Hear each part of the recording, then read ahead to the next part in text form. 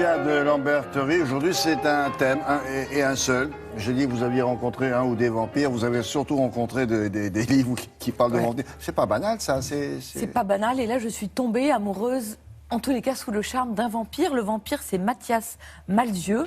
Mathias Malzieu, c'est un petit bonhomme avec un immense talent. C'est le chanteur de Dionysos. Il a écrit déjà plusieurs livres, réalisé un film, Jack et la mécanique du cœur.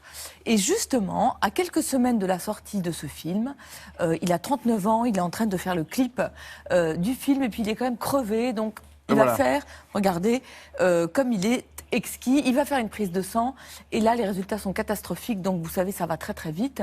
On s'aperçoit qu'il a une maladie de la moelle, que son sang, il manque de tout, de globules blancs, de globules rouges, de plaquettes, et que pour le sauver, il faut lui faire une greffe de moelle osseuse. Donc en un espace comme ça de temps très réduit, il se retrouve comme un vampire. Pourquoi comme un vampire? Parce qu'il a besoin de transfusion et du sang des autres pour vivre. Alors comme il le dit très joliment, c'est un vampire avec une tête de fantôme parce qu'il est tout blanc.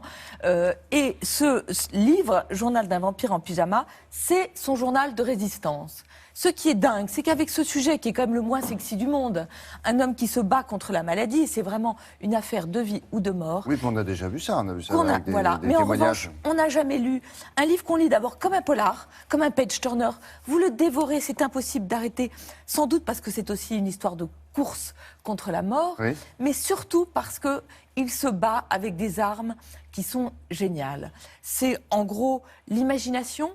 Mathias Malzieu, il a un univers, et c'est assez rare d'ailleurs aujourd'hui, un univers un peu à la Tim Burton, un peu à la Johann Sfar, un peu à la Boris Vian, où il n'y a pas de frontière entre la réalité et la fiction.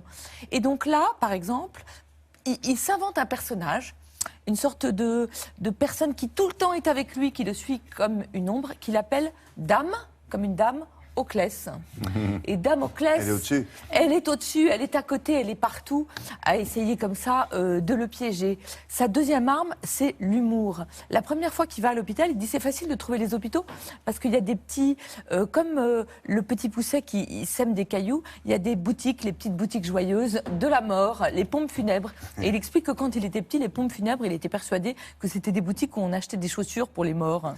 Et puis, il y a la manière dont il se dépeint, il y a une réflexion, je trouve, très très intelligente sur qu'est-ce que c'est que d'être malade. Alors il dit on a un statut bizarre, on ne travaille plus, on est quelque part entre un petit garçon et puis un vieillard. Il se dépeint, lui, il dit j'aimerais bien ressembler à une chauve-souris, après tout pour un vampire ça serait logique, mais non, il ressemble à un hamster. Et puis il y a les gens qui sont autour de lui, il y a les infirmières qui s'appellent les nymphermières. Il dit c'est vraiment des gens qui gagnent à être connus et reconnus. Et il y a Rosie, c'est sa fiancée.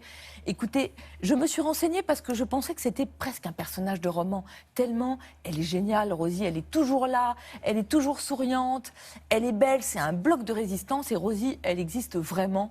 Et comme Mathias Malzieu, on a envie de les embrasser, c'est incroyable. Alors c'est la chronique, c'est tout le moment où il est à l'hôpital. Voilà, et je peux vous dire qu'il en bave, c'est vraiment une saison en enfer, parce qu'il est en chambre stérile, parce qu'on va lui faire une greffe, et il n'y a pas de moelle compatible. Et comme il est tout petit, qu'il a la taille d'un enfant, on va lui faire une greffe de sang d'un cordon ombilical.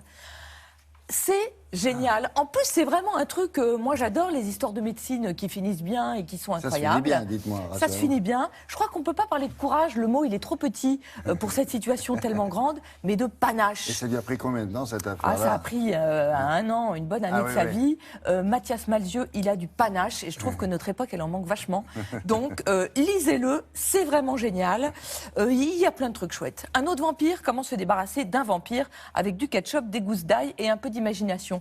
Là aussi, c'est un journal, le journal d'une petite Zazie. Elle s'appelle Zazie en référence à Queneau. Elle est très rigolote, elle est ravie d'être une fille.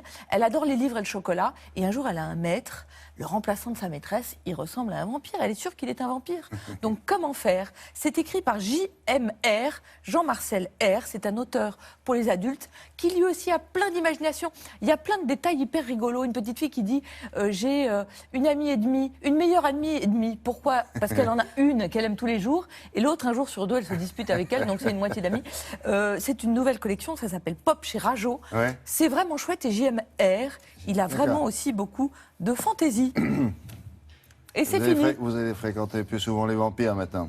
Oh, Vous y mais pensez? vraiment, c'est Non, mais deux ce ne sont pas des héros vampires. fréquents dans la littérature. Là, C'est une bonne idée. deux super-héros formidables. Ouais. Merci beaucoup, Laura Tenucci. Elle a fréquenté le net comme elle le fait toutes les semaines. Et voici ce qu'elle a